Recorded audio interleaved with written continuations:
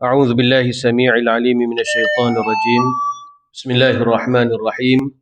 السلام عليكم ورحمة الله وبركاته. الحمد لله رب العالمين وبه نستعين على أمور الدنيا والدين، والصلاة والسلام على أشرف الأنبياء والمرسلين وإمام المتقين سيدنا ومولانا محمد الأمين وعلى آله وصحبه أجمعين. سبحانك لا علم لنا إلا ما علمتنا إنك أنت العليم الحكيم. رب اشرح لي صدري ويسر لي أمري واحلل عقدة من لساني يفقه قولي، ولا حول ولا قوة إلا بالله العلي العظيم. أما بعد، فقال الله سبحانه وتعالى في كتابه الكريم بعد أعوذ بالله من الشيطان الرجيم: يا أيها الذين آمنوا اتقوا الله حق تقاته ولا تموتن إلا وأنتم مسلمون. وقال نبينا محمد صلى الله عليه وسلم: من رأى منكم منكرا فليغيره بيده، فإن لم يستطع فبلسانه، وإن لم يستطع فبقلبه، وذلك أضعاف الإيمان، atau kama qala alaihi salatu wassalam. Muslimin muslimat dirahmati oleh Allah Subhanahu wa taala, alhamdulillah kita panjatkan setinggi kesyukuran kita kepada Allah Subhanahu wa taala, yang mana dengan limpah kurnia dan rahmat daripada Allah Subhanahu wa taala masih lagi memberi peluang kepada kita untuk kita sama-sama hadir ke rumah Allah taala pada malam ini. Mudah-mudahan kehadiran kita, solat jemaah kita, zikir doa kita, duduknya kita dalam majlis ilmu, mudah-mudahan segala amalan kita dipandang oleh Allah Ta'ala dengan pandangan rahmat, pandangan kasih sayangnya. Mudah-mudahan berkat amalan ini Allah Subhanahu Wa Ta'ala redha kepada kita, dan seterusnya Allah Ta'ala buat keputusan untuk masukkan kita ke dalam syurganya pada yaumul qiyamah nanti. Amin, amin, amin ya rabbal alamin.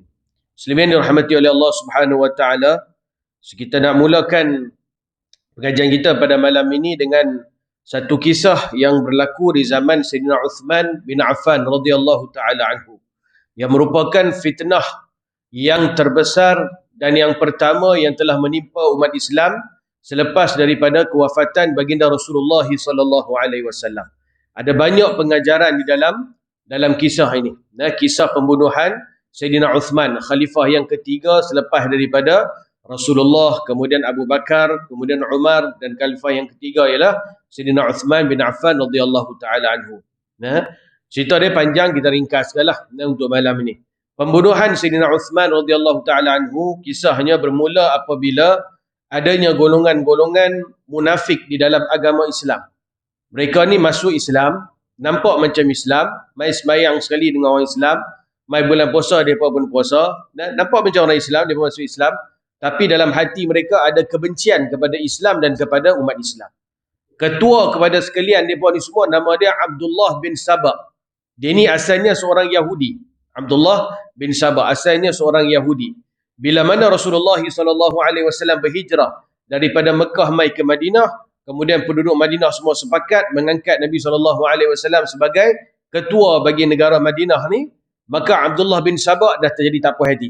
Sebab sepatutnya kalau bukan kerana hijrah Rasul SAW, dialah yang akan diangkat jadi pemerintah. So ada kebencian yang begitu mendalam kerana jawatan dia, kedudukan dia, dia nampak macam seolah-olah telah dirampas oleh Islam dan juga orang Islam dan juga Rasulullah SAW. Jadi dendam kesumat tu apa dia terbuku dalam hati dia. Dan dalam masa yang sama dia tahu kalau lani aku nak attack orang Islam daripada luar, sebagai satu orang kafir, sebagai satu orang Yahudi, aku tak boleh buat. Pasal Islam kuat. Nah, Islam ni kuat. Dia tengok dalam tiap-tiap peperangan, semuanya dimenangi oleh tentera-tentera Islam. Maka macam mana dia nak hancurkan Islam? Hancurkan Islam dari dalam. So dia peluk Islam, dia ucap 2 kalimah syahadah, dia masuk Islam, tapi dalam hati dia tetap lagi kufur. Yang ni dipanggil sebagai munafik i'tiqadi. Yang ni lah orang yang paling bahaya sekali, bahkan lebih bahaya daripada orang kafir. Kafir kita tahu dia kafir. Yang ni kita nampak dia macam Islam, tapi dia ni dalam hati dia kafir. Dia punya gerak kerja dia sama macam orang-orang kafir hendak meruntuhkan agama Islam. Sebab tu Allah Ta'ala beritahu dalam Al-Quran, innal munafiqina fid darkil asfali minan nar. Innal munafiqina fid darkil asfali minan nar. Sesungguhnya orang-orang munafik, orang yang masuk Islam tapi berpura-pura Islam, sedangkan hati mereka kafir ni, kata Allah, di akhirat nanti dalam api neraka, mereka ni fid darkil asfal, depa lah yang akan duduk paling bawah sekali dalam api neraka. Rafi'ah pun atas lagi pada mereka. Mereka paling bawah. Pasal bahayanya golongan-golongan ni. Jadi Abdullah bin Sabah ketika di zaman Sayyidina Uthman, dia mula mengapi-apikan satu perasaan benci kepada khalifah untuk menjatuhkan Khalifah Uthman bin Affan radhiyallahu taala anhu.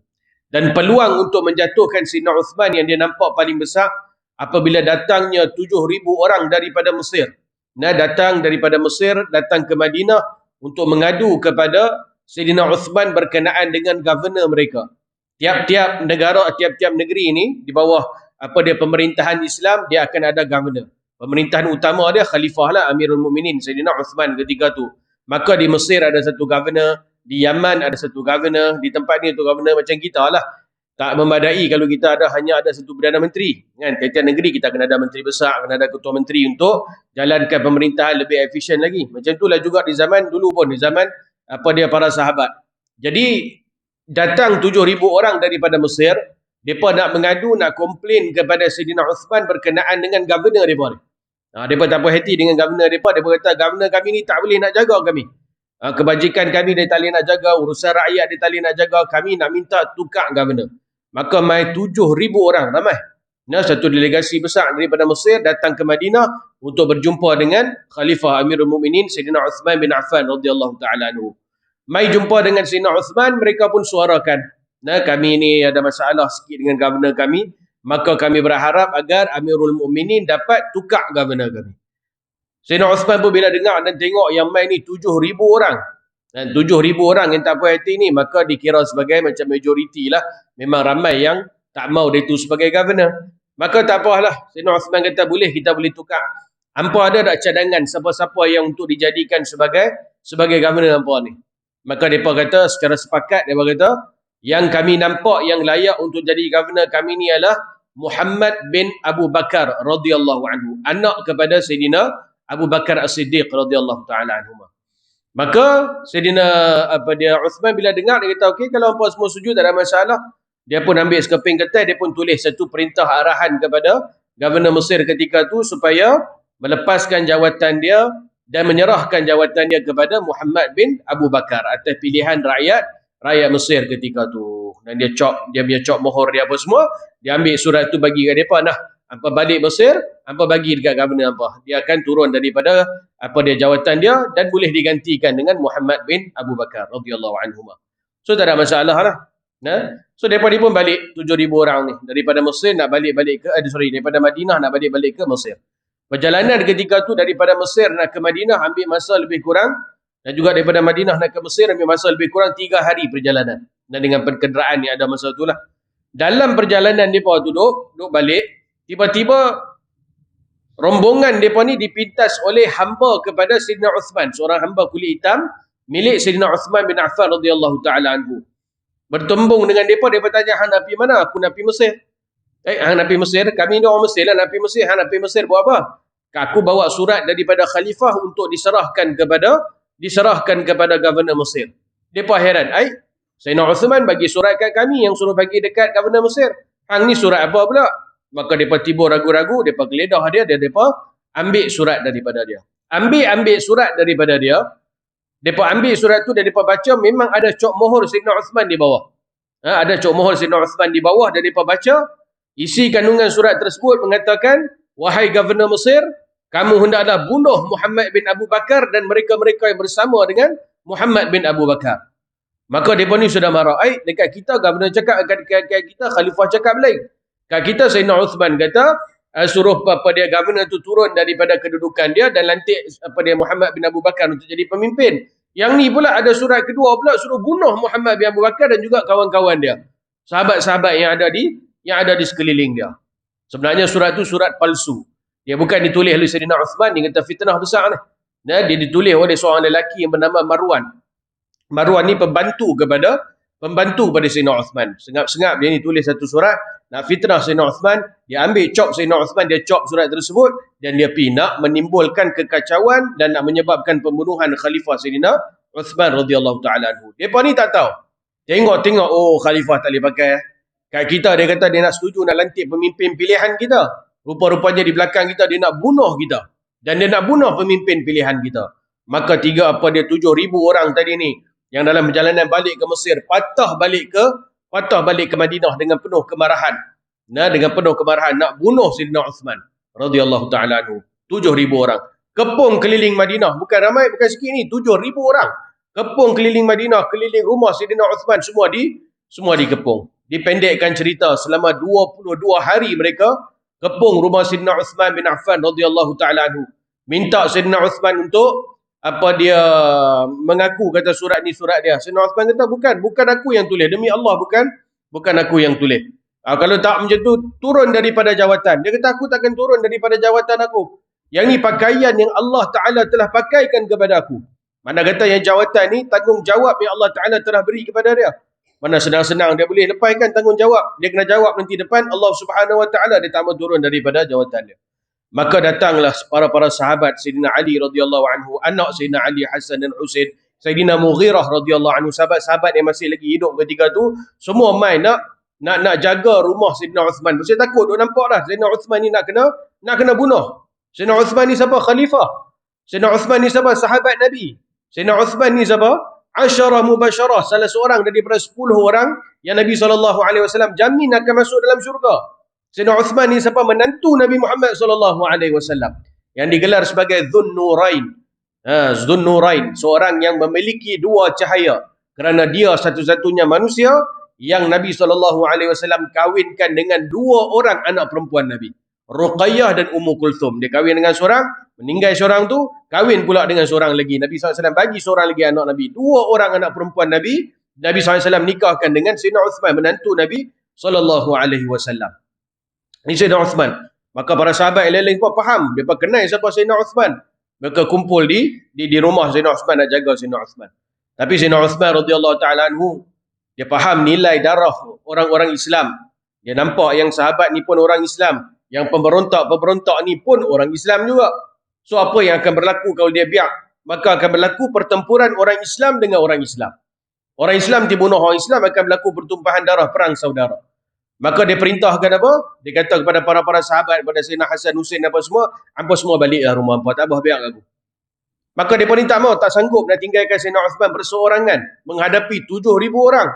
Mana boleh? Maka Sayyidina Uthman bagi peringatan kepada mereka tentang hadis Nabi SAW berkenaan dengan ketaatan kepada khalifah, ketaatan kepada pemimpin. Disuruh untuk taat kepada pemimpin. Dibacakan hadis-hadis Nabi SAW, pemimpin selagi mana tak suruh kamu buat perkara maksiat, maka hendaklah kamu taat kepada pemimpin. Sekarang aku pemimpin, aku perintahkan kepada kamu supaya kamu tinggalkan tempat ini. Maka mereka ni pun dengan berat hati tinggalkan tempat tersebut. Kerana taat kepada sunnah Nabi SAW, tinggalkan tempat tersebut. Maka kegepungan tersebut masih lagi berlaku. Ada dah tentera dari Sayyidina Muawiyah pula, yang dengar kata kedudukan khalifah dalam bahaya, nyawa khalifah dalam bahaya. Maka tentera Muawiyah hantar main tentera dia daripada Syam, nak halau pemberontak ni semua. Maka Abdullah bin Sabah laknatullah ni dia buat? Dia kata sebelum mereka ni sampai dulu lingkup aku, plan aku semua nanti gagal. So apa dia buat? Dia cucuk mereka ni bagi semakin marah kepada Sayyidina Uthman, sampai akhirnya membawa kepada peristiwa pencerobohan masuk ke dalam rumah khalifah. Dia berjaya masuk ke dalam rumah Sayyidina Uthman. Sebelum tu tak berapa berani lagi. Kepung di luar ni masuk terus ke rumah Sayyidina Uthman radhiyallahu anhu. 2 orang masuk ke dalam rumah Sayyidina Uthman. Ketika mana mereka duk naik nak masuk dalam rumah Sayyidina Uthman panjat, maka isteri Sayyidina Uthman ketika tu, Nailah radhiyallahu anha, dia telah hulak kepala dia tengok, pasal dengar bunyi orang duk kerabat, kenapa dia nak masuk dalam rumah, betul ke ni? Dan dalam ni suami dia, dalam tu dia pun ada, anak-anak Sayyidina Uthman pun ada juga dalam rumah tu. Bimbang keselamatan, dia tengok di luar. Tengok bila dia suar kepala tengok tu, sebagai riwayat kata rambut dia terkeluar. Rambut dia terkeluar daripada tudung dia sampai kata orang boleh nampak lah. Dan apa kata Sayyidina Uthman radhiyallahu anhu ketika tu kepada dia? Sayyidina Uthman baca Quran. Sayyidina Uthman baca Quran. Kita boleh fikir, keliling 7,000 orang nak main bunuh kita boleh duduk dalam rumah relax, buka Quran, baca Quran. Ni Sayyidina Uthman bin Affan radhiyallahu ta'ala anhu, dia baca Quran. Dia tengok rambut isteri dia terkeluar, dan lelaki-lelaki lain yang di luar boleh nampak rambut isteri dia. Apa dia kata? Wahai isteriku, masuk ke dalam. Sesungguhnya rambut kamu, maruah kamu itu lebih bernilai daripada nyawa Uthman bin Affan. Rambut kamu dan maruah kamu, maruah satu wanita Islam ni, lebih bernilai daripada nyawa aku, dia kata. Aku ni siapa? Sayyidina Uthman. Satu orang tinggi, satu orang ahli syurga.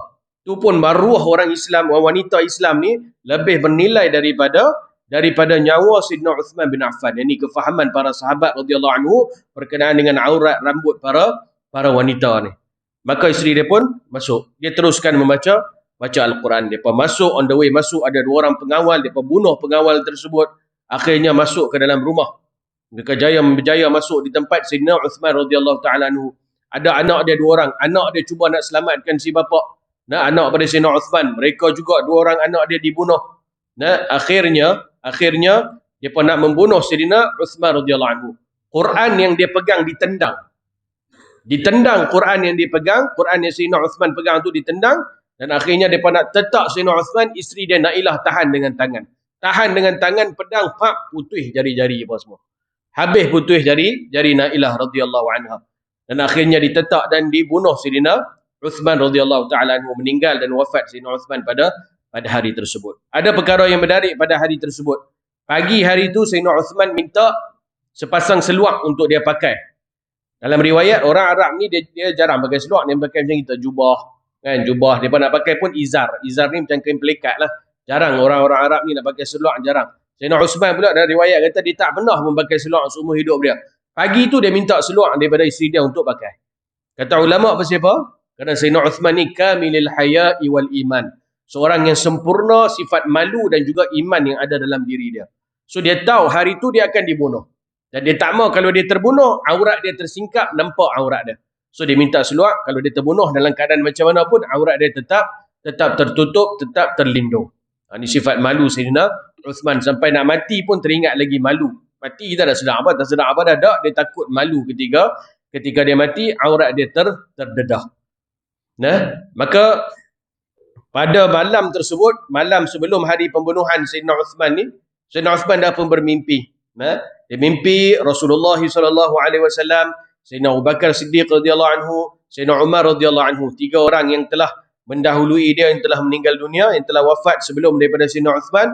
Mereka kata kepada dia dalam mimpi tersebut, wahai Uthman, esok hang nanti buka puasa sekali dengan kami. Esok nanti buka puasa sekali dengan kami. Sebab tu dia tahu dah esok ni hari kewafatan dia.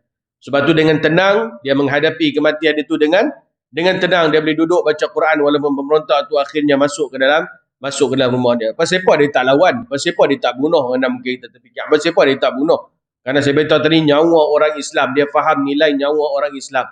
Tak mau berlaku pertumpahan darah, Islam membunuh Islam, yang tu membawa kesan yang lebih teruk lagi. Biar dia seorang yang mati tak apa, daripada ramai puluhan ribuan orang yang mati disebabkan dan mempertahankan nyawa dia. Yang tu dalam fikiran dia. Awak yang dia tak bunuh Abdullah bin Sabah apa semua, dia tak tahu ke mereka ni munafik. Dia tahu mereka ni munafik. Tapi Nabi SAW, daripada zaman Nabi lagi, Nabi dah kenal dah munafik-munafik di zaman Nabi SAW. Dan Nabi pernah bagi tahu kepada satu orang sahabat sahaja yang bernama Huzaifah Al-Yaman. Sahabat ni dia seorang saja yang mengetahui siapa-siapa yang munafik di kalangan apa dia orang Arab ketika tu, di kalangan orang Islam ketika tu. Nabi bagi tahu kepada dia nama kabilah, nama bapa dia ni apa, nama mak dia apa, beranak kat mana, semua Nabi bagi tahu. Kemudian Nabi bagi tahu dia jangan bagi tahu kepada orang. Sebab tu semua sahabat tahu kata Huzaifah ni dia kenal siapa-siapa munafik. Sebab tu bila mai zaman Abu Bakar, mai zaman Umar, bila depa nak lantik satu-satu governor, depa takut dia ni munafik ke tak munafik, depa tak kenal. Maka depa akan tanya kepada Huzaifah, wahai Huzaifah, ni yang aku nak lantik ni dia dalam golongan munafik ke tak?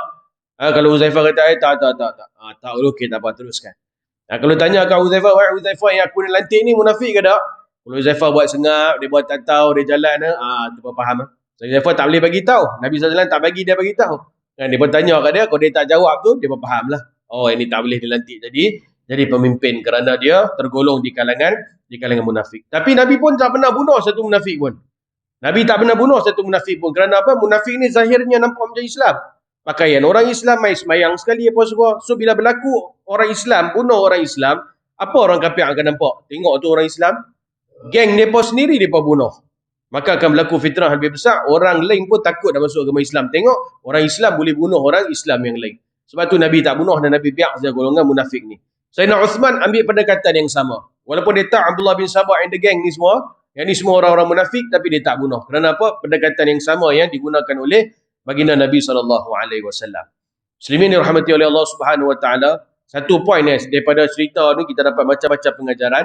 Satu poin yang saya nak highlight iaitu kisah apabila orang masuk ke dalam rumah Sayyidina Uthman bin Affan radhiyallahu anhu, apa yang isteri dia buat sampai terkeluar rambut. Sebagai riwayat kata dia sengaja keluarkan rambut dia untuk tarik perhatian mereka, tak mau bagi mereka masuk ke dalam rumah, takut dia masuk ke dalam rumah. Dan apa kata-kata Sayyidina Uthman, bahawa maruah kamu, rambut kamu lebih bernilai daripada nyawa aku, kata Sayyidina Uthman. Sekarang apa yang sedang berlaku dalam dunia Islam, bukan dalam negara kita, dalam dunia Islam. Kita ni orang umat Nabi SAW ni, kita tak boleh sempit sangat. Kita punya pemikiran apa yang dalam negara kita ada tak? Kita global, kita luar. Semua kita kena fikir umat ni semua saudara kita. Semua orang Islam di negara mana pun baik, di tempat mana pun baik, bangsa apa pun baik, kalau dia ucap la ilaha illallah, dia saudara kita. Saya nak tarik berkenaan dengan apa yang berlaku di India sekarang ni. Satu tempat yang bernama Karnataka di Bangalore. Apa yang telah berlaku beberapa minggu yang lalu, High Court di Karnataka telah memutuskan wanita-wanita Islam, perempuan-perempuan Islam kalau nak pergi sekolah, nak masuk universiti, nak masuk college, wajib buka tudung mereka. Wajib buka tudung mereka baru boleh langkah masuk dalam sekolah. Nak pakai daripada rumah boleh. Naik motor dengan bapa ke sampai depan pintu sekolah. Sampai sekolah sebelum langkah wajib buka tudung, dedahkan rambut masuk ke dalam sekolah ataupun universiti ke college ke. Kalau dah tak boleh masuk sekolah, tak boleh masuk universiti, tak boleh masuk college. Yang ni yang berlaku di India sekarang. Hijab wanita Islam, rambut wanita Islam, maruah wanita Islam, yang mana Sayyidina Uthman kata lebih bernilai daripada nyawa dia tu, sekarang ni telah dirobek di India. Dan benda ni dah masuk di mahkamah, dan mahkamah pun telah putuskan betul apa yang kerajaan Karnataka ni buat, boleh teruskan tanggalkan tudung wanita-wanita Islam. Lepas ni boleh tengok satu-satu negeri yang lain akan ikut. Mereka punya alasan apa? Kita ni negara sekular, kita nak asingkan di antara apa dia pendidikan dan juga agama. Agama kalau hang duduk dalam rumah hang tak apa buat agama. Ampi masjid tak apa agama. Ini tempat belajar tak boleh tunjuk hang punya agama. Lepas tu orang Islam hujah balik. Habis tu Hindu pun tak boleh pakai lah. Ni depa pakai gadai ni tak boleh pakai lah. Orang Sing mah boleh pakai, tak boleh pakai lah serban. Ada yang tu tak apa. Nampak depa ni jahat, depa ni hanya kepada orang Islam. Kerajaan India lah ni pimpinan Modi ni, Narendra Modi ni satu ekstremis Hindu yang begitu dahsyat. Kita pun ada juga kawan-kawan Hindu dekat sini. Tapi tak sama dengan sana punya Hindu, Modi punya geng ni semua. Mereka ni semua ekstremis Hindu. Mereka nak buat ethnic cleansing, nak hapuskan umat Islam secara perlahan-perlahan. Di negara mereka. Dan dengar kata pula mereka ni, setelah mereka nak mengharamkan hijab, dan mereka nak memperkenalkan mata pelajaran baru di sekolah-sekolah di Karnataka. Sebelum ni Gujarat dah buat. Sekarang Karnataka pula nak ikut. Apa dia? Memperkenalkan satu subjek mata pelajaran Gita. Gita ni mereka punya kitab suci lah, Bhagavad Gita. Bhagavad Gita mata pelajaran. Semua hang Islam ke, hang Hindu ke, hang kena belajar kitab Hindu. Tadi kata nak asingkan agama lain, pendidikan lain, ni apa masuk kitab Hindu dalam silibus? Ni kata mereka punya jahat. Mereka punya jahat, cukup jahat. India ni cukup jahat. Sebab tu Allah Ta'ala kata dalam Al-Quran, kamu akan mendapati orang-orang yang paling kuat permusuhan dengan kamu, wahai umat Islam, dua bangsa. Satu Yahudi, satu lagi musyrik. Musyrik ni apa? Yang semua tokong ni punya geng lah. Ini musyrik. Mereka dua ni cukup jahat permusuhan dengan umat Islam. Jadi walaupun benda tu berlaku di India, bukan tempat kita. Kita pun tak kenal mereka, bahasa mereka pun kita tak cakap. Kan? Kita pun dia negara yang berbeza dengan mereka. Tapi orang Islam, kita pun Islam, saudara kita. Macam adik-adik kita di sana, macam kakak-kakak kita, macam ibu-ibu kita, wanita-wanita di sana sedang menghadapi macam tu sampai dipaksa untuk buka hijab. Sampai dipaksa untuk buka hijab. Dan apa tindakan kita di sini, sekurang-kurangnya apa yang kita boleh buat? Doa banyak-banyak pada Allah supaya Allah beri kekuatan kepada mereka dan Allah Ta'ala hancurkan kerajaan zalim di sana. Umat Islam Nabi SAW gambarkan sebagai kalbunyani, seperti satu bangunan. Yashuddu ba'duhu ba'da, saling menguatkan antara satu sama lain. Bangunan, bata ni pun kena ada, cabut satu bata, habis dia tak kuat dah. Macam tu Nabi SAW umpamakan orang Islam ni semua, satu dunia ni punya umat Islam. Dalam hadis lain Nabi SAW umpamakan umat Islam kal jasadi, seperti satu badan. Satu badan. Nah, kita ni bangsa apa pun, kita ni semua macam satu badan. Satu badan, kalau satu anggota sakit, apa berlaku? Contoh, tangan dia patah, tangan kanan patah, na'udzubillah. Nah, tangan kanan dia patah. Maka apa akan berlaku? Tangan kanan ni kau yang akan buat baik kepada dia? Tak. Mula-mula kaki akan bangun. Kaki nanti pergi hospital. Kaki nanti bawa pergi jumpa dengan doktor. Mulut bercakap, mengadu kepada doktor. Doktor, tangan saya sakit sekian-sekian. Tak tahan sangat sakit, mata akan mula keluarkan air. Kemudian tangan ni akan ambil ubat dan sapu kepada tangan yang sakit. Malam kalau tak tahan sakit sangat, satu badan akan rasa panas. Pasal apa yang anggota lain semua duk sibuk ni? Pasal apa yang kaki duk jalan? Dia yang sakit, tapi dia seorang lah pergi hospital sapu ubat mah. Tak. Macam itulah jasad. Nah, satu sakit, lain-lain semua nanti tolong yang satu yang sakit ni. Macam itulah juga umat Islam. Nabi SAW gambarkan kal jasadi, seperti satu jasad. Di mana saja ada umat Islam yang ditindas, dizalimi, opres dan sebagainya, kita tempat-tempat lain ni pun kena ada satu perasaan kurang senang dalam diri kita. Kita tak boleh buat tak tahu dia bukan negara kita, betul tak? Tak boleh ada perasaan macam tu. Tengok orang di Palestin kena bunuh, tengok di Kashmir isu yang tak pernah habis-habis, umat Islam berapa ramai wanita dirogol di sana oleh tentera-tentera India. Kita tengok kisah di Rohingya, apa yang berlaku di Burma, dibunuh hidup-hidup, dibakar hidup-hidup perkampungan orang-orang Islam.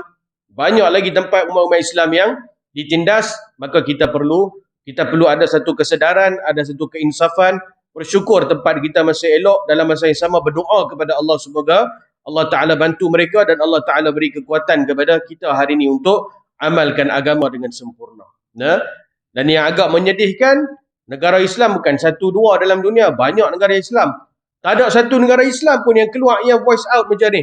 Yang cakap kata apa yang India buat ni salah, sekurang-kurangnya voice out atas platform apa? Hak asasi manusia. Ni hak asasi orang nak amalkan agama. Apa hantar bagi dia amalkan agama? Satu negara Islam pun tak bercakap, semua sengak. Saudi ke, Qatar ke, Oman ke, Malaysia ke, Indonesia ke, siapa pun tak bercakap. Siapa kita pun tak tahu. Mungkin banyak hubungan ekonomi dengan mereka kot, takut. India ni dia banyak kan, penduduk ramai, so dia banyak membeli barang daripada luar untuk tampung kepada keperluan penduduk dia. Mungkin takut kot kita voice out kita punya suara, takut mereka tak beli barang kita. Malaysia, memang kita punya minyak sawit yang paling banyak beli negara India. Mungkin takut kot India lepas ni kalau kita sound mereka tak beli minyak sawit kita kot. Kita rasa macam minyak sawit kita lagi bernilai daripada nyawa Sayyidina Uthman. Sayyidina Uthman kata nyawa aku pun tak bernilai, lebih bernilai lagi daripada apa dia maruah seorang wanita Islam. Dia bukan seorang wanita ni, ramai wanita yang dipaksa buka tudung. Kita tengok video ada setengah wanita tu memang macam tu. Baik pelajar, baik cikgu ke apa-apa, wanita Islam nak masuk sekolah, sampai di pintu sekolah tu, sak buka tudung ni habis nampak rambut semua masuk. Allahu Akbar. Mudah-mudahan Allah Subhanahu Wa Taala beri kekuatan kepada mereka lah. Mudah-mudahan kerajaan Modi ni, kerajaan pengganas Hindu ni, Allah Ta'ala hancurkan dengan segera di sana. Banyak sangat ada perkara-perkara, banyak lagi sebenarnya apa yang Modi dah buat ni kepada umat Islam. Dan ni yang paling terkini lah, yang paling latest yang berlaku ni. Dan mereka dah mula buka tudung wanita-wanita Islam. Baik, kita sambung pengajian kita. Kita sambung apa dia bulan lepas berkenaan dengan syarat sah solat. Syarat sah solat. Bulan lepas saya tak apa sihat. Kita ulang balik. Ni dalam keadaan sihat elok ni. Kita ulang balik. Mungkin bulan lepas apa dia tak apa nak nampak. Syarat sah sembahyang. Syarat sah sembahyang ni mana apa? Sebelum kita nak sembahyang, benda-benda ni semua kena ada. Baru kita boleh sembahyang, baru sembahyang kita jadi sah. Kalau benda ni semua tak ada sebelum kita sembahyang, maka sembahyang kita tak dikira sebagai sembahyang. Ada berapa syarat sah sembahyang? Semuanya ada 9 perkara. Yang pertama, mengetahui masuk waktu salat dengan yakin ataupun dengan zon. Yakin ni macam mana? Yakin kita dengar bunyi azan. Kita duduk rumah kita, Allah Akbar, confirm masuk waktu. Kita pun ambil sejadah, kita sembahyang, sah sembahyang. Satu lagi boleh juga dengan zon. Zon ni macam mana? Dia teragak-agak. Dah masuk ke belum? Masuk dah ni. Dia teragak-agak, tapi dia punya agak-agak tu lebih kepada dah masuk. Lebih pada dah masuk. Contoh 1,5. Dia pun lupa berapa, pukul berapa lah ni Zuhur. Ni 1,5 dah. Dah masuk belum? Dah masuk lah. Patutnya dah masuk lah. Tengok matahari apa semua, dia dah masuk ni. Kalau hati dia berat ke arah dah masuk dan dia sembahyang, sah sembahyang dia. Satu lagi, apa dia keraguan yang ada dalam hati ni dipanggil sebagai syak. Syak. Syak ni 50-50. Dah masuk ke belum? Dah masuk ke belum? Dia rasa macam dah masuk pun ada. Dia rasa macam tak masuk lagi pun ada. 50-50. 50-50 tak boleh sembahyang lagi. Dia tak boleh sembahyang. Kira tak ada syarat sah yang pertama masuk waktu tu kepada diri dia. Dia kena confirm sekurang-kurangnya dia punya keyakinan tu lebih kepada dah masuk daripada belum masuk lagi. Satu lagi waham dia panggil. Waham. Waw, hamim. Waham ni dah masuk ke belum? Dah masuk ke belum? Belum kot. Belum rasa lagi berat. Belum rasa lagi berat, ya memang belum lah. Memang tak kira. Dia hanya dikira pada yakin dan juga zon. Zon ni macam mana? Dah masuk ke belum, tapi lebih lagi dalam hati dia, dah masuk dah ni. Walaupun dia tak sampai tahap yakin, tapi dia lebih kepada yakin kata dah masuk dah daripada tak masuk. Yang kedua, menghadap ke arah kiblat, iaitu Kaabah, walaupun dengan ijtihad. Apa makna ijtihad? Contoh kita pergi di RNR. RNR, setengah RNR ada surau. Setengah RNR yang jenis dia jual dia lori jual keropok-keropok, dia tak ada apa, dia pancok itu. Dia ada tempat toilet, dia surau apa pun tak ada. Kita dah masuk waktu dah, kita nak semayang. Dia hanya ada wakaf saja. Macam tu pondok tu kan. Okey, nak semayang, nak ada kiblat. Tengok-tengok tak ada tanda apa pun ada kiblat macam mana. Kita pun agak dengan ijtihad kita. Yang aku tahu kiblat ni belah barat lah, belah matahari. Tapi bukan betul-betul barat, dia ke arah utara sikit. Maka dengan ijtihad kita, okey, yang ni lah. Kita pun semayang Allah Akbar. Mungkin tak tepat, tapi untuk keadaan kita tu, yang tu lah ijtihad kita, dan kita boleh semayang dan sah semayang kita. Sah semayang kita. Kemudian yang ketiga, menutup aurat di antara pusat dan lutut bagi lelaki. Lelaki, di antara pusat dan lutut, yang ni wajib tutup. Makna kata kalau terbuka, mana-mana bahagian di antara pusat dan lutut, ketika dia semayang, maka batal semayang dia. Kalau terselak, dia tutup elok dah, dia pakai kain belekat. Itu macam yang bulan puasa, surau ni pasang blower, angin bagus, terkena kain naik di muka. Allah mak, tup dia tolak turun balik. Contoh. Kain naik di muka, dia tolak, cepat-cepat dia tolak turun balik, itu sah. Dia memang tutup. Yang tu terbuka, dan dia cepat-cepat tolak. Cepat-cepat tolak tak apa. Kalau dia pun biar, Allah suruhlah baby, itu batal. Itu batal. Kalau terselak, ketika dia sujud ke, ketika dia duduk tahiyat ke, yang dia ternampak lutut sikit, dia tengok ternampak, cepat-cepat dia tutup, yang tu masih lagi boleh lah. Yang sengaja dia biar, itu tak boleh lah. Dan untuk wanita, sekalian tubuh badan kecuali muka dan tapak tangan. Kalau dia pakai purdah wanita tersebut, masa semayang dia kena buka purdah dia. Kalau dia pakai sarung tangan, masa semayang dia kena buka dia punya sarung tangan untuk wanita. Kemudian yang keempat, mengetahui cara solat. Mengetahui perkara fardu di dalamnya dan dibezakan daripada perkara sunatnya. Dia tahu dalam semayang dia yang mana fardu, yang mana sunat. Jika dia beriktikad semua perbuatan dalam solat adalah fardu atau sebahagiannya fardu dan sebahagian lain adalah sunat tanpa mampu membezakannya, sedangkan dia ialah orang awam serta tidak diniatkan perkara fardu itu ialah sunat, sah solatnya. Kalau dia sembahyang, dia pun tak tahu mana fardu, mana sunat, aku pun tak tahu. Aku semua benda aku buat lah. Sami'allahu liman hamidah, sebagai contoh kan. Ucapan Sami'allahu liman hamidah, ucapan tu sunat. Kalau tak ucap pun sah sembahyang. Tapi dia tak tahu ni sunat ke fardu, dia sebut semua apa yang dia belajar, dia buat. Itu tak apa. Dan dia satu orang awam, memang dia pun tak belajar. So sah sembahyang dia. Sah sembahyang, tak ada masalah lah. Yang kelima, suci daripada hadas besar dan hadas kecil. Hadas besar, hadas kecil ni apa dia? Hadas besar ni perkara yang mewajibkan dia mandi. Perkara yang mewajibkan dia mandi, iaitu keluar air mani, bersetubuh. Dia dibeza, dua ni beza. Keluar air mani dan bersetubuh. Pasal ada orang yang bersetubuh dan tak keluar air mani, boleh jadi. Dan ada orang yang dia keluar air mani tanpa bersetubuh, macam mimpi dan sebagainya, boleh jadi juga.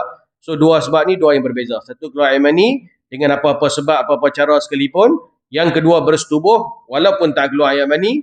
Yang ketiga, apa lagi mandi wajib bagi perempuan yang haid. Selesai haid dia wajib mandi. Kemudian perempuan yang nifas. Nifas ni darah yang keluar selepas daripada melahirkan anak. Lepas melahirkan anak akan keluar darah. Ni tak ada bincang itu kan. Dia akan keluar darah selalunya 40 hari. Paling maksimum 60 hari dalam mazhab Syafi'i. 60 hari. Kalau lepas 60 hari, 61 hari, dah keluar lagi darah. Dia wajib bersihkan kawasan tersebut, mandi wajib, pakai tuala wanita dan teruskan sembahyang. Kerana darah yang lebih pada 60 hari itu dikira sebagai darah apa? Darah penyakit. Dia kena berjumpa doktor. Pasal dah lebih daripada tempoh kebiasaan dah. Haid Dan satu lagi wiladah, iaitu perempuan yang melahirkan anak dan tak keluar darah. Ada juga, boleh juga. Dia lahirkan anak, plup, keluar budak tu. Lepas tu, kalau perempuan lain akan ada darah yang terus berterusan keluar. Tidak, dia tak ada keluar darah apa. Boleh jadi yang tu pun.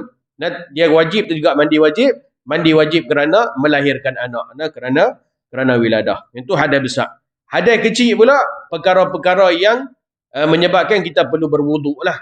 Kita perlu berwuduk. Itu disebutkan hadai kecil macam kita keluar sesuatu daripada kubul kita, daripada dubur kita, belakang ataupun depan, menyentuh lelaki dan wanita yang kita boleh berkahwin, termasuk isteri kita. Isteri boleh kahwin lah, bukan boleh kahwin, dah kahwin pun. Maka sentuh membatalkan wuduk. Kemudian apa lagi? Tidur dengan tidak tetap punggung dia ni tak tetap. Nah, kalau duduk macam mamu duduk steady, mamu lena pun sah dia punya wuduk. Pasal apa? Pasal dia tetap duduk sandak tetap macam tu. Tak tetap ni macam mana? Dia baring ataupun dia mengiring ataupun dia menerak. Mana kata dia punya lubang punggung tu boleh terdedah, angin boleh keluar ketika dia tidur tanpa dia sedar. Itu nanti kita tengok dalam bab wuduk nanti. Yang keenam, suci daripada najis yang tidak dimaafkan pada tubuh, pakaian dan tempatnya. Perlu suci. Kita punya tubuh kena suci, kita punya pakaian kena suci, kita punya tempat sembahyang kena suci. Tiga benda ni kena suci daripada najis. Tempat sembahyang ni macam mana? Tempat sembahyang ni ialah anggota sujud kita. Nah, tempat yang nanti kita letak lutut, yang kita letak kaki, yang kita akan letak tangan dan yang akan kita letak dahi kita. Tempat yang ni lah yang perlu suci daripada najis. Contoh sejadah kita. Nah, kita harus sembahyang ataupun kapet kita ni lah. Time kita nak sujud, kita perasan ada tek cicak. Bagus main tek cicak di tengah-tengah tu. Tapi bukan di tempat sujud, dia bawah lagi. Bila kita sujud, dia ada bawah perut kita sebagai contoh. Sah tak sembahyang kita? Sah. Kerana yang tu bukan anggota sujud kita. Nah, tak perlu kita Allah batal sembahyang. Siapa tek cicak? Tak, bukan sujud atas dia. Dia ada di bawah perut ketika sujud tu, so tak ada masalah. Yang perlu suci ni tempat yang kita letak dahi, kita letak tangan, kita letak lutut dan kita letak kaki. Nah, yang tu yang dikatakan sebagai yang perlu suci. Pakaianlah mana-mana bahagian daripada pakaian kita, pastikan pakaian tersebut suci. Dan juga apa lagi satu, badan kita. Nah, badan kita pun tak ada lah najis-najis apa. Sebelum sembahyang pi basuh berak, anak berak basuh.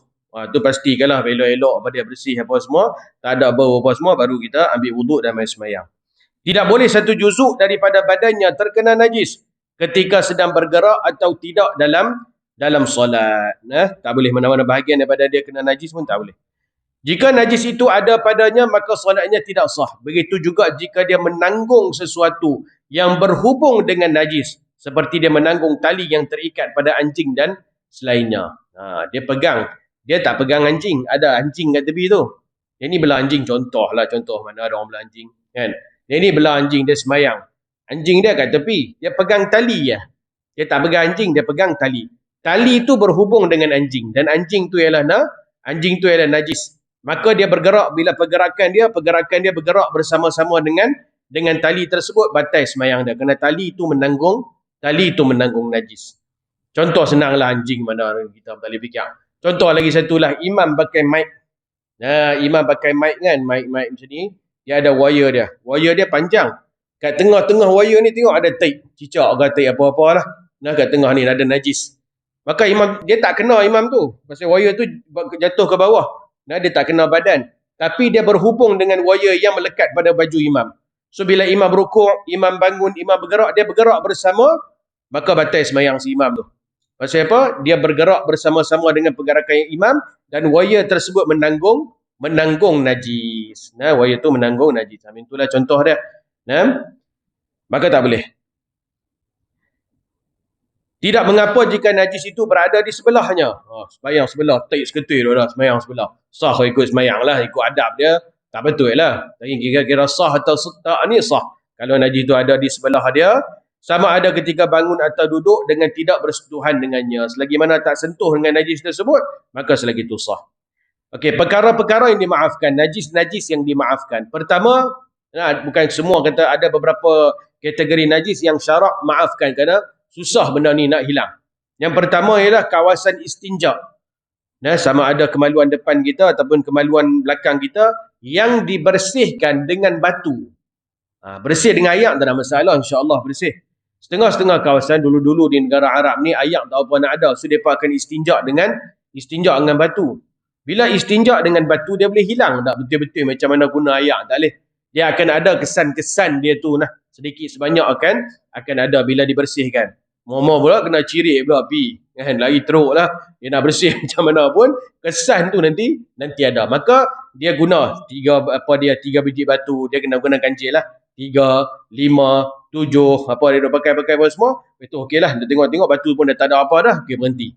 Bila dia berhenti tu, boleh confirm ke kata tempat tu bersih tak macam mana kita guna ayak? Tak. Dan bila dia kering tu, dia akan rasa jugalah. Yang tu dimaafkan dalam syarak bila kita guna. Tapi masyarakat kita ni guna ayak, tak ada masalah lah, insya-Allah bersih. Yang seterusnya, darah yang sedikit. Semayang habis, tengok-tengok cermin, jerawat pecah, ada darah satu atas. Titik darah atas jerawat kita. Sah semayang kita. Itu dikira sebagai darah yang sedikit. Ataupun kita ada luka ke, atas luka tu tengok keluar darah. Itu kira sedikit, itu dimaafkan oleh syarak. Ataupun kita luka, kita pakai bandage. Kat bandage tu nampak warna merah darah tu lah. Itu dimaafkan. Pasal darah kita sendiri dan itu susah nak dia dihilangkan. Kemudian tahi pada lalat. Bukan tahi lalat. Bukan tahi lalat yang Syarifah ini tu, bukan tu tahi lalat lain. Ni tahi lalat punya tahi tu, yang tu dimaafkan lah. Antai duk cek lah lalat main duduk daripada Allah mak lalat main duduk pula dia berak apa. Kan itu yang pasal lah dia berak. Benda tak nampak. So tak payah dah particular sampai macam tu lah, tu menyusahkan. Kemudian tanah jalan raya yang bernajis, kita jalan mai, kita pun tak tahu sebelum kita jalan tu anjing jalan ke, babi jalan ke, tempat kita tak ada lah. Kalau pergi India tu biasa babi jalan depan mata kita. Kan? So kita tak tahu tanah yang duk kena kita ni tanah apa. So tak ada siasat tanah tu tanah apa semua. Tanah dikira sebagai suci. Kemudian darah binatang-binatang yang kecil. Dia dah kan kena serangga-serangga kecil tu. Kita tempel dia mati kita. Cecair yang ada pada pakaian kita yang kena tu, yang tu pun dimaafkan. Kemudian kutu. Kutu-kutu ni semua pun tak ada masalah. Darah yang keluar dari bisul. Sama lah macam darah jerawat tadi, dia keluar sikit, dia keluar daripada bisul itu, dia keluar darah. Nanah pun sama juga. Kemudian danur. Danur ni ayak yang keluar daripada luka kita. Ayak yang keluar daripada luka, kadang-kadang dia tak keluar darah, dia keluar ayak, dia jadi berayak. Ayak tu pun dimaafkan. Kemudian air yang berbau, air kuman yang berbau. Jikalau dia bersolat beserta najis yang tidak dimaafkan tanpa mengetahuinya atau terlupa kemudian dia teringat, nescaya dia wajib mengulangi solatnya itu. Kalau najis-najis ni semua tak apa, yang ini dimaafkan.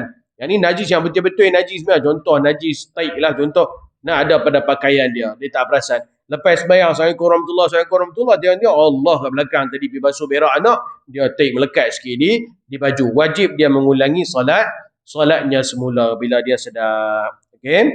Kemudian yang ketujuh, meninggalkan perbuatan berkata-kata dengan sengaja selain Al-Quran, zikir atau doa. Nak sembahyang tak boleh dah nak berkata-kata selain Al-Quran, zikir ataupun sembahyang. Yang ke-8, tidak menambah atau meninggalkan rukun dengan sengaja. Tak boleh sengaja-sengaja tambah rukun. Ini rasa macam nak rukun 2 kali ya. Kan? Ada masa banyak dia nak tambah rukun. Maka itu membatalkan sembahyang. Dia tambah rukun. Ataupun meninggalkan rukun dengan sengaja.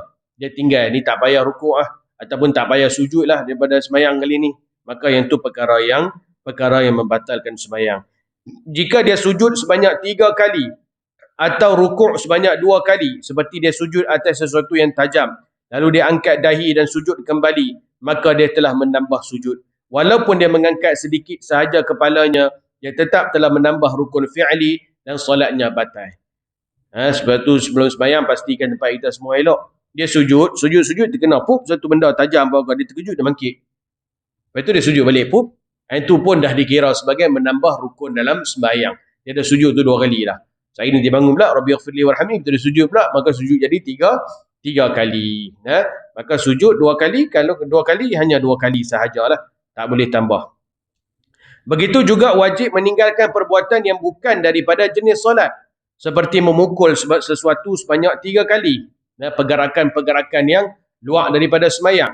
Dia kata memukul sesuatu, pukul apa ke, anak duk bising-bising main tepi, dia kata aku duk tunggu hari ni main tepi. Main tepi, pap, 3 kali dia lepas. 3 kali batal sembahyang lah. Ataupun kita garu. Kita garu kan. Kita garu 1, 2. Cukup lah. Kalau 1, 2, 3, dia 3 dan lebih membatalkan sembahyang. Kalau digunakan anggota besar, dia ada 2 jenis anggota. Anggota besar dan anggota kecil. Tangan ni dikira anggota besar. Kalau kita garu macam ni, dia kira 1, 2, 3 pergerakan batal sembahyang. Dia ada satu trik, kita gunakan anggota kecil kalau tak tahan sangat. Anggota kecil apa dia? Jari. Jangan gerakkan seluruh tangan, gerakkan jari. Contoh, apakan nyamuk megit, betul yang kata tak tahan. Letak tangan tempat tersebut, dengan jari, satu jari saja garu. Yang ni tak apa, yang ni ulang berapa kali pun dikira satu pergerakan sahaja. Kalau jari ya. Kan, geraklah. Okey, sampai puas dah.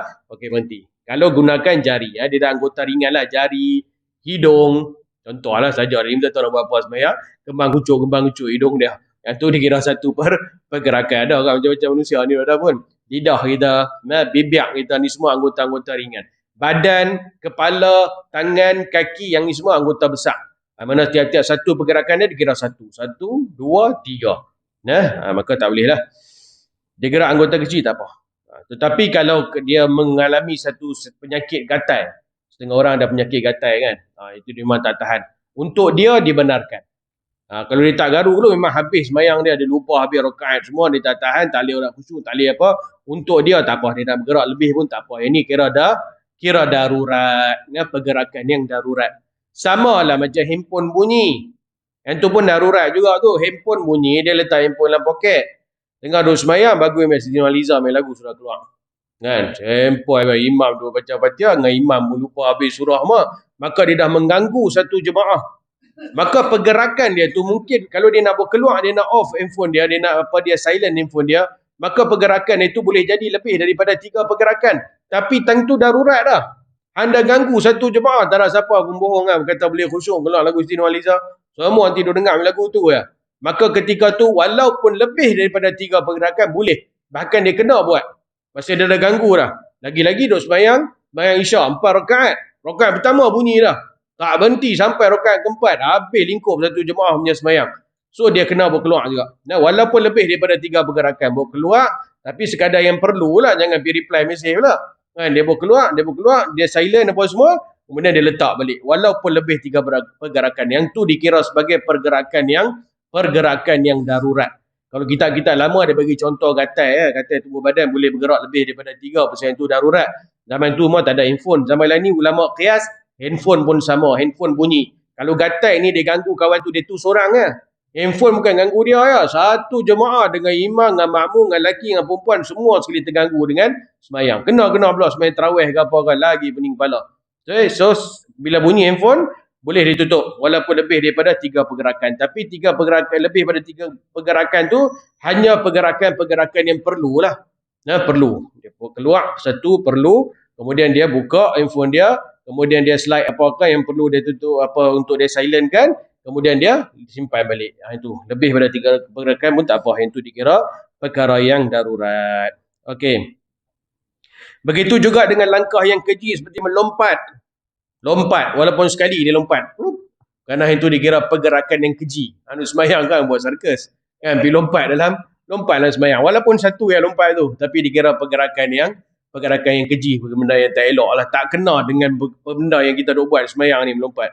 Tapi perbuatan yang sedikit adalah dimaafkan walaupun ia dilakukan banyak kali ni tadi. Seperti menggerakkan anak jari ketika mengira bilangan tasbih. Sembahyang tasbih kan, berdiri 15 kali. Subhanallah, alhamdulillah, wa la ilaha illallah, wallahu akbar. Dia angkat satu jari dia. Ini dimaafkan. Dan dia tak dikira sebagai anggota besar lah. Tapi lebih baik kalau sembahyang tasbih, jangan kita angkat, kita tekan. Dia tak nampak lah kita sembahyang macam duk bergerak kan. Tekan 1, 2, 3, 4, 5. Itu cara sembahyang tasbih. Maka solatnya tidak batal. Ataupun dia menggaru dengan jarinya, saya tunjuk tadi, yang tu pun tidak batal. Yang ke-9, yang terakhir, tidak melakukan sesuatu yang membatalkan puasa dalam solat. Benda yang membatalkan puasa, kita buat dalam sembahyang, membatalkan sekali sembahyang. Seperti apa contoh? Makan batal puasa. Dalam sembahyang kita makan, batal sembahyang. Imam sembahyang lama, imam baca kan, apa hari Jumaat, subuh Jumaat baca surah sejadah, tu baca mehek, dia berkeluar mulut. Contoh, maka batal sembahyang dia.